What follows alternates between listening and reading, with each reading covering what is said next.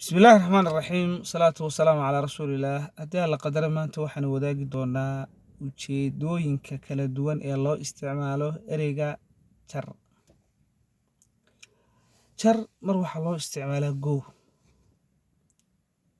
xariga jar hebel waxa uu jaray xiriirkii ka dhexeeyay hebel waa gooyin.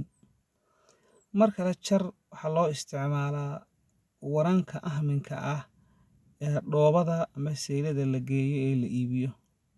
Hebel wanan jara buu keenay macnaha wanan shilis oo ahmina oo la iibinayo.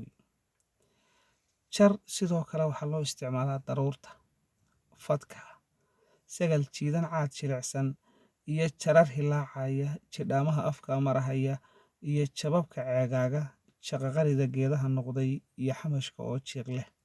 Waxaan kugu jilbeebinayaa jawhartii gabay ee jawiskayga maqal caawa waan jalalabayaaye waxay ku jirtay hordhaca maansada jiinleyda ah ee sayidku uu tiriyey.